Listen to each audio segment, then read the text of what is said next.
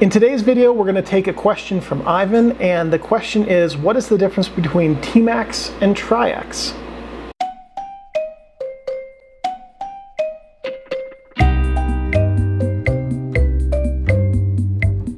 So, Ivan asked this question in the comments a while back about the difference between TMAX and Tri-X, and there are some differences between them, otherwise they wouldn't be sold as different films.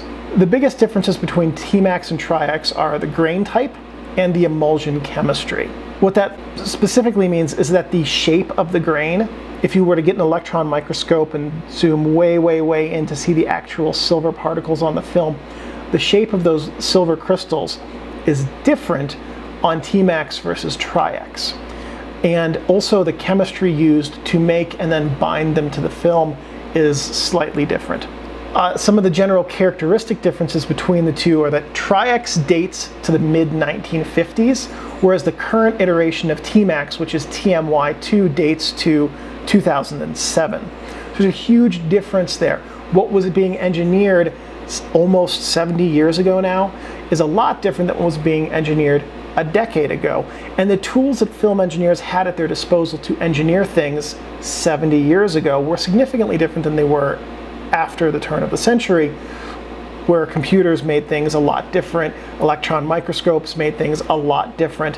Those are things, well, computers and electron microscopes, at least in the 1950s, were significantly less advanced and capable than they are today. So TMAX in general has greater contrast with smaller grain. That's a general statement about its image quality. Tri-X has lower contrast and higher grain, or more visible grain, than TMAX. How that informs your shooting. The grain is a matter of aesthetic choice. Do you want more or less grain? For those of you who are very familiar with digital images, those are going to look more like a TMAX low grain image. They will also look a little bit more like a TMAX high contrast image. If you're a traditional film photographer or learning to shoot film, Tri-X will be a better option because you want to have a lower contrast film. Tri-X also digitizes a little bit better in my view than TMAX because it's lower contrast. It's always easier to add contrast to an image than it is to reduce it. So if you start off with a lower contrast image, you can go to a higher contrast image. If you start with a higher contrast image, there is no going to a lower contrast image without the whole thing looking muddy and flat. The contrast level, in my mind, is the most important difference between them from a technical perspective, because that's going to influence your subject choices, how you digitize it, how you print it in a lab, and what your final image is going to look like, far more so than the grain structure. TMAX, the current version of TMAX, TMAX 2, has a significantly better tolerance for abuse and exposure errors than the older TMAX did, and it can be developed in different ways than the Tri-X can. So for instance, if somebody shot TMAX 2 at 400 and then halfway through the roll switched to 800, they could just put that roll into the developing chemistry and every image would come out looking about the same. TMAX 2 can be shot at 800 and developed as 400 film without a meaningful difference in the image characteristics, contrast, grain, or tonality in the negative. In terms of cost, Tri-X tends to be significantly cheaper than TMAX. It's a less expensive film to make. It's been around for so long that all of the research and development costs have been paid for decades and decades ago. All of the infrastructure to make it has been in place for a long time. So it's just less expensive to make and less expensive to purchase.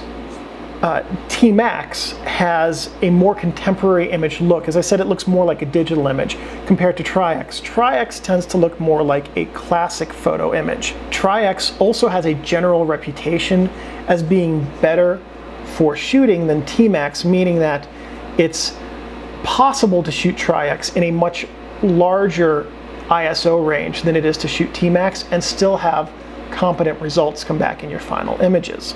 TMAX is a significantly harder film to fix, and it can also damage film fix chemistry. That's less of a problem than it was when it first came out. When it first came out, TMAX would go into the fix and the developer at labs, for instance, and then all the rolls after it would come out with this terrible bromide drag on it or other issues, and it would just ruin roll after roll after roll. And then so after TMAX was used, all the chemistry would have to be flushed and replaced, and a lot of photo labs learned that the hard way when they were developing customer negatives. In terms of image sharpness, on a line per millimeter basis, which is the way that sharpness is measured, how many lines of image data can fit into a millimeter of the section of the film, TMAX 400 is the sharpest 400 millimeter film on the market. It has, I don't have it in my notes, but I think that the LPMM rating for 400 Tri-X is somewhere between 150 and 200 lines per millimeter, which is really sharp. It's sharper than your lenses are, most of them. It's sharper than most of your lenses are.